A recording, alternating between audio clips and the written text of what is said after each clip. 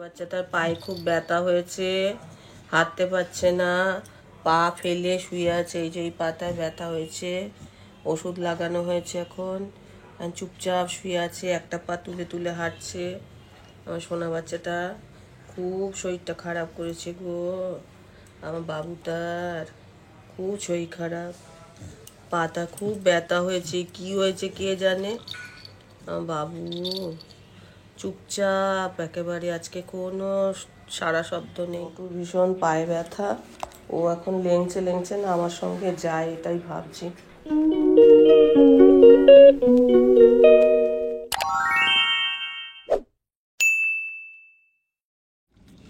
টিয়া পাখিগুলো সব উড়ে বেড়াচ্ছে আর চিৎকার করছে।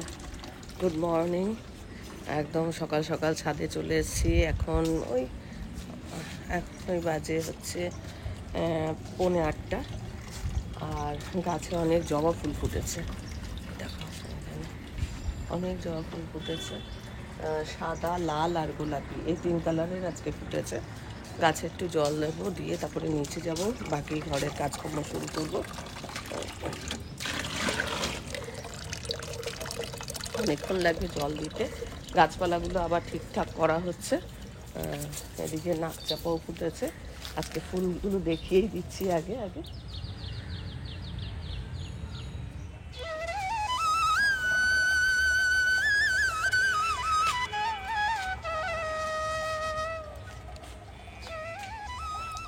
আর আমার সোনা বাবু পায়ে ব্যথা কমেছে বাবু?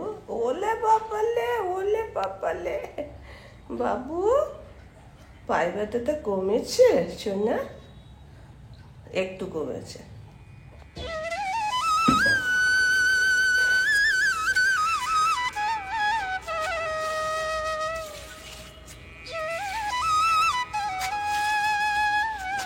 জল চালাতে হবে, তারপর আবার জল দেওয়া যাবে।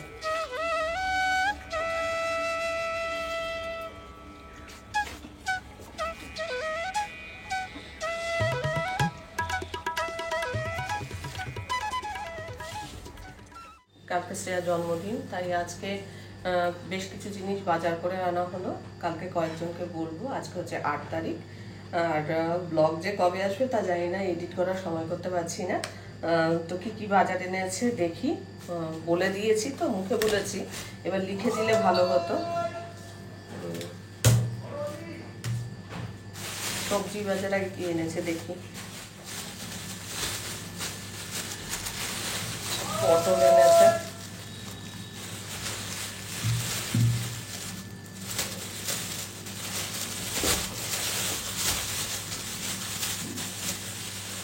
টমেটো চাটনি হবে।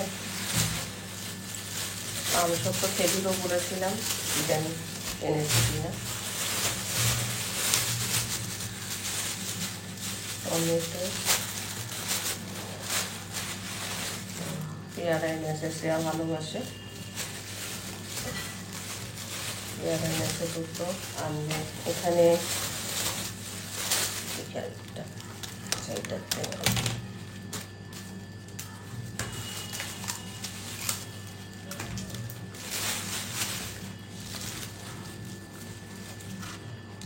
টমেটোগুলো রাখি।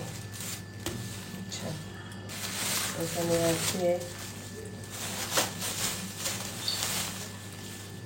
সাদা তেল, না এটা সর্ষের তেল, ডক্টর লাইট। আর এটা বেস্ট চয়েস রিফাইন।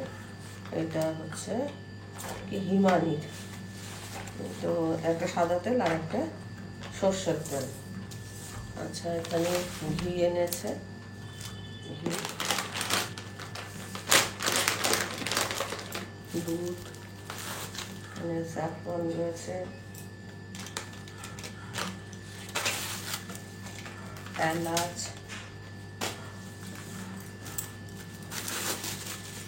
কাজু, কিশমিশ, লবঙ্গ, দারচিনি, চিনি, গোবিন্দভোগ চাল, ময়দা। দুটো এনেছে, সব বাজার একসঙ্গে করেনি, এই কয়েকটা হয়েছে, আবার কোনটা ভুলে যাবে কোনটা কি হবে তারপরে নিয়ে আসবো। আজকে আমি টমেটোর চাটনিটা করে রাখবো, কিন্তু আমি বলেছিলাম একটু খেজুর আমসত্ত্ব নিয়ে আসতে, কিন্তু তা আনেনি। তো পরে আরেকবার পাঠাবো বাজারে। আজকে মশলাপাতি কিছু করে রাখবো। আর ছেলে যে গিফটটা দেবে সেই গিফটটা আমি আর আমার কর্তা গিয়ে কিনে আনবো। বাড়িতে কালকে কয়েকজনকে বলেছি আসার জন্য, খুব ছোট্ট করে, এত ঘরোয়া অনুষ্ঠান। যেহেতু বাবার নেই তাই মনে মনে ভাবলাম শ্রেয়াকে আর কি একটু আনন্দ দেওয়া। কেননা কী বলতো, যে যতই যা করুক না কেন স্বামী কাছে না থাকলে ভালো লাগে না। সেই জন্য আমরা নিজেরা একটু মনে মনে ভাবলাম যে কীভাবে শ্রেয়াকে আনন্দ দেওয়া যায়, সেই ভেবে যা কিছু একটু ওর জন্য স্পেশাল রান্নাবান্না কিছু করা। এই আজকে শুধু চাটনিটা করে রাখবো, আর যতদূর সম্ভব কাজটা কিছুটা সেরে রাখবো। কেননা কালকে ধরো কয়েকজন লোককে বলেছি তো, আর নিজে হাতেই রান্না করবো, এমন তো নয় যে লোক দিয়ে রান্না করাবো। সেই জন্য একটু আগে কাজ না সেরে রাখলে কালকে পেরে উঠবো না। শ্রেয়ার ডিউটি, মর্নিং ডিউটি আছে, শ্রেয়া হয়তো কিছু জানবে না, আমরা এগুলো যে গোপনে গোপনে সব অ্যারেঞ্জ করে রাখছি। এখন আমি টমেটো চাটনিটা করে নেবো, টমেটোগুলো আলাদা করে রাখছি, আর দেখে নিচ্ছি যে কোন টমেটোগুলো একটু শক্ত আছে রেখে দেওয়া যাবে। টমেটোটাকে একটু চিড়ে দিচ্ছি, এটা সেদ্ধ করে চাটনি করব তো খোসাটা তাড়াতাড়ি ছেড়ে যাবে। আমি যে কোনো অনুষ্ঠান করার আগে কিছুটা প্রস্তুতি আগের দিন নিয়ে রাখি, যেমন মশলাপাতিগুলো করে রাখি, বা যেই কাজগুলো আগের দিন করে রাখা যায় সেইগুলোকেও সেরে রাখি।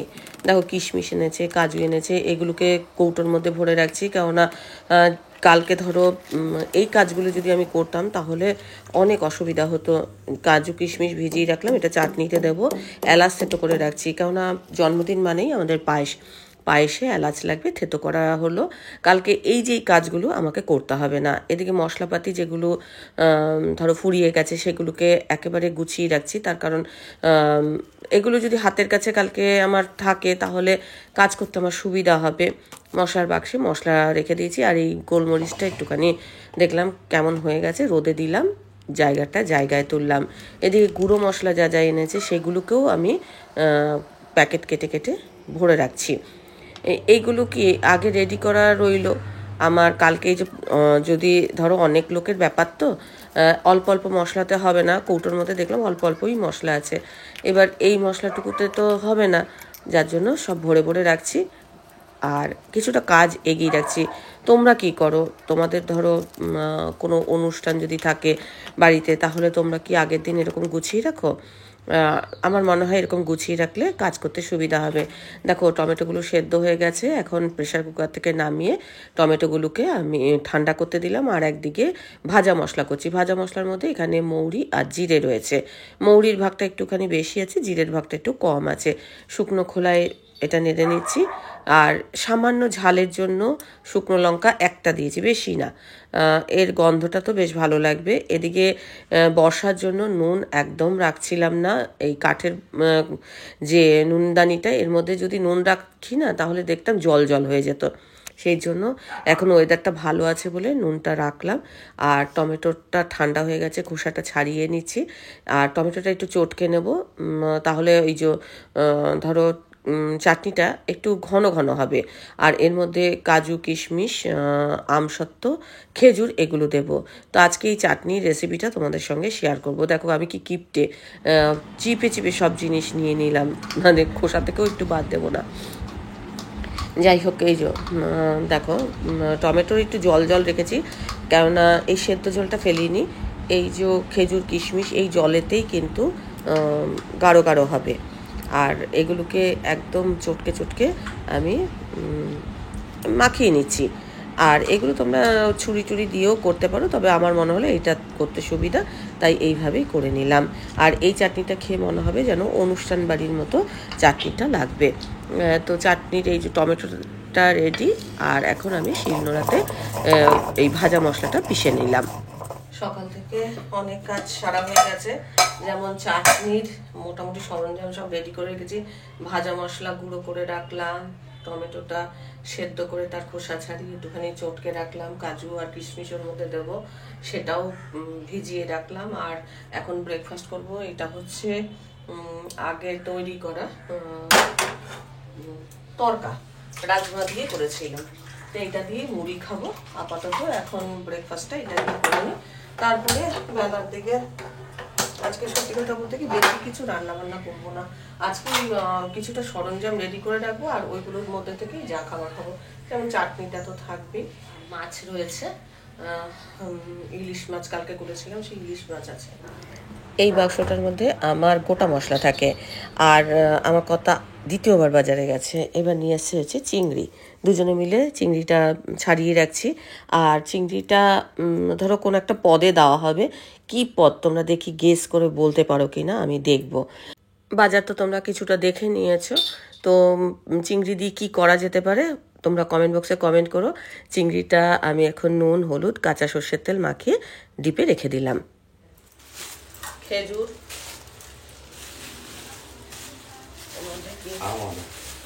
আমাদা, আচ্ছা আমাদা শুকিয়ে একদম কাঠ, কলা বেরিয়ে গেছে, এটা গাছ লাগিয়ে দিও। এগুলো গত বছরের আমাদা। যে ওই নিচে কিছুটা জায়গা আছে, তার মধ্যে একটা যে কোনো কলাওয়ালা আমাদা লাগিয়ে দেবো। এখানে মুসুর ডাল, আলু, আমসত্ত্ব, এটা আজকেই করে নেবো, খেজুর আমসত্ত্ব দিয়ে চাটনি। আচ্ছা, এখানে কাঁচা লঙ্কা বোটা ছাড়িয়ে রাখতে হবে। আর আছে আলু, পেঁয়াজ, দু রকমের আলু আছে, চন্দ্রমুখী আবার জ্যোতি, দু রকমের আলু আছে। দ্বিতীয়বার তো ডাল নিয়ে এসে আবার ডালটাকে রাখলাম, খেজুর আমসত্ত্ব এগুলোকে কেটে নিচ্ছি। আর টমেটোটা তো রেডি করাই রয়েছে। এর আগেও তোমরা দেখেছো যখন আমি জন্মাষ্টমী পুজো করি বা দীপান্বিতা লক্ষ্মী পুজো করি, তখনও কিন্তু আমি কিছুটা কাজ গুছিয়ে রাখি। গন্ধরাজ লেবু এনেছে।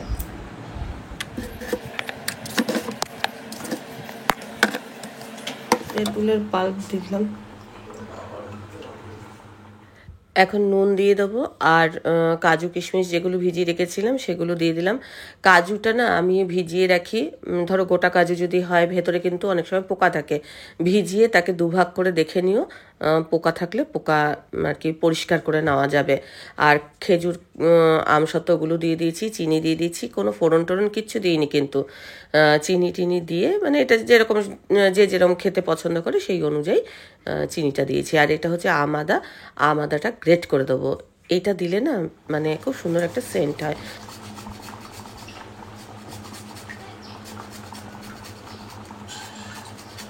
আর এখন দিচ্ছি ভাজা মশলা।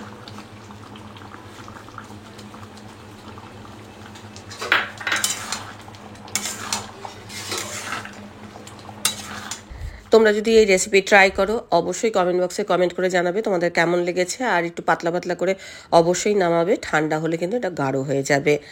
আর এদিকে আমার গাছের লঙ্কা, এগুলো শুকনো লঙ্কা, রোদে দিয়ে শুকনো করে রেখেছি, এর বোটা ছাড়িয়ে এটাকে গুঁড়ো করে রাখবো। এই কাজটা আজকে না করলেও চলতো, কিন্তু আমার মনে হলো এই কাজটাও সেরে রাখি। যদি মনে হয় যে এটা বেটে নেব, সেও বেটে নিতে পারি, আর নয়তো এরকম চিলি ফ্লেক্স হিসাবে ব্যবহার করতে পারি। এটা করা রইলে এটা ফ্রিজে রেখে দিই, আমি প্রয়োজনে ব্যবহার করি। আবার অনেক সময় ধরো লঙ্কার গুঁড়ো ফুরিয়ে গেল, তখন এটা একটু শিলে পিষে নিলে লঙ্কা বাটা হয়ে গেল। এরমভাবে মানে একটু কাজটাকে এগিয়ে রেখে দেওয়া। এটা আজকে দরকার না পড়লেও পরে হয়তো দরকার পড়বে। আরেকটা কাজ যেটা মানে খুব ঝামেলার, রসুনের খোসা ছাড়ানো। ধরো অনেকে জানে না, ধরো নতুন কাজ শিখছে, তারা কি করে রসুনের খোসাটা এমনি ছাড়াবার চেষ্টা করে, তাতে নখটা এত ব্যথা হয়ে যায় কি বলবো। তো রসুনগুলোকে কি করেছি, আমি গোটা রসুনকে প্রত্যেকটা কোয়া ছাড়িয়ে জলের মধ্যে ভিজিয়ে রেখেছি, আর ছুরি দিয়ে ওর মুখটাকে কেটে তারপরে যদি রসুনের খোসা ছাড়ানো হয়, খুব ইজিভাবে রসুনের খোসাগুলো ছাড়ানো যায়। দেখো একদম খুব সহজে রসুনের খোসা ছাড়িয়ে নিয়েছি। আর এই যে খোসার জল, এটাও কিন্তু ফেলার নয়, এইটা কিন্তু গাছের জন্য খুব উপকারী। আর এয়ারটাইট কন্টেনারে ভরে যদি রেখে দেওয়া হয়, তাহলে কিন্তু ফ্রিজে বাজে স্মেলও ছড়াবে না। এখন আমি এই যে গাছের মধ্যে এই রসুন খোসার যে জলটা, সেটা দিয়ে দেবো। এতে গাছ কিন্তু বেশ তরতাজা হয়, বা এগুলো যদি গাছে পোকামাকড়ও লাগে তাহলেও কিন্তু সেগুলো দূর হয়ে যায়। এদিকে চিনিটার যে কৌটো, সেই কৌটোটা ধুয়ে রাখলাম, কেননা একটু গন্ধ গন্ধ হয়ে যাচ্ছিল কৌটোটা। আর হাঁড়ি বের করে রাখছি, কেননা কালকে লাগবে। বাসনপত্র কিছু বড় বড় বের করছি, যেগুলো কালকে বের করলে সে কাজ করতে কত দেরি হয়ে যেত। এদিকে দেখো আলু ভাজা করেছি, শ্রেয়া এসে আলু ভাজা খাবে। আর এই যে চাটনিটা রেডি করে রাখলাম, ফ্রিজে তুলে রাখবো ঠান্ডা হলে। আর এইটা শ্রেয়া এসে মুড়ি দিয়ে খাবে, আর আমরাও ভাতের সাথে খাবো। আর তেঁতুলের যে পাল্প কিছুটা তো আমি চাটনির মধ্যে দিয়ে দিয়েছি, আর কিছুটা যে খোসা টোসা ছিল সেটা দিয়ে আমার কর্তা ওই জগটা মেজে দিল। ছোলার ডাল ভিজিয়ে রাখলাম। এদিকে আজকের মেনুতে ছিল ইলিশ মাছ, চাটনি, আলু ভাজা। শুভ সন্ধ্যা বন্ধুরা। এখন মানে আমি আর আমার কর্তা দুজনে বেরোচ্ছি, কেক অর্ডার দিতে যাব, আর কেকটা নিয়ে আসবো, আর এনে একটু গোপনে রাখবো। তো চলো যাই, কেকটা অর্ডার দেবো না, মানে একবারে কেকটা নিয়েই আসবো। শ্রেয়া গেছে শ্রেয়ার বাপের বাড়িতে। শ্রেয়ার মার জ্বরও হয়েছে, কালকেই মানে জ্বর ছিল। তো বললো যে একটু মাকে দেখে আসবো। তো মাকে দেখে আসুক, ততক্ষণে আমরা গিয়ে কেকটা নিয়ে আসি, আর নিয়ে এসে একটু গোপনে রাখবো। ওকে দেখাবো না কী কী প্ল্যান প্রোগ্রাম করছি, কী কী রান্না বান্না হবে, কী হবে না হবে, কিচ্ছু ওকে দেখাবো না। একটু সারপ্রাইজ, যখন দেখবে তখন ভালো লাগবে। আর দেখা যাক, মানে আমরা আমাদের ভাবনা থেকে তো ধরো যে কোনো কাজই করছি। কীরকম কী হবে জানি না। এখন তো 6টা বাজে, দেখতে পাচ্ছ, চাটা খেয়েছি, লিকার চা খেয়েছি। চলো। শোনা বাচ্চা, না তুমি এখন থাকো থাকো, বুঝেছে আমি নিয়ে যাব না, এতক্ষণ চুপচাপ শুয়েছিল। থাকো, আমরা একটু পরেই চলে আসছি। হ্যাঁ, এক্ষুনি চলে আসবে। শোনা শোনা আমার শোনা বাচ্চা, শোনা বাচ্চা, নন্তু সোনা। ওর পায়ে ব্যথা ভালো হয়ে গেছে আমার নন্তু সোনার, ওষুধ লাগিয়ে লাগিয়ে ভালো করে দিয়েছি।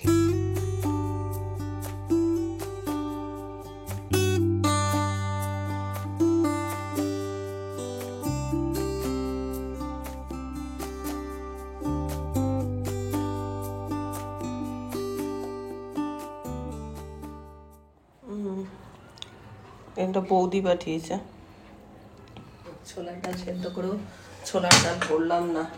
শ্রেয়া তো এই কটায়, এই 9:30 নাগাদ এলো।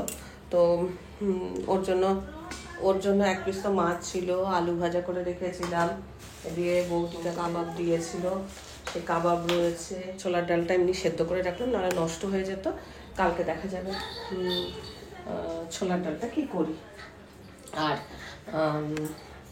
কালকেকার ব্লগের জন্য তোমরা অপেক্ষা করো। কিছুটা প্রস্তুতি তো দেখেই নিয়েছো, নাও হয়ে গেছে। আজকের মতো ব্লগটা এখানেই শেষ করছি। ব্লগটা দেখে ভালো লাগলে অবশ্যই একটা লাইক দিও, প্রচুর প্রচুর শেয়ার করো। আমার চ্যানেলটা ভালো লাগলে অবশ্যই সাবস্ক্রাইব করে আমার পাশে থেকো। আজকের পর্বটা আমি এখানেই শেষ করছি। দেখা হবে নতুন একটা পর্ব নিয়ে, নতুন কিছু নিয়ে। ততক্ষণের জন্য টাটা।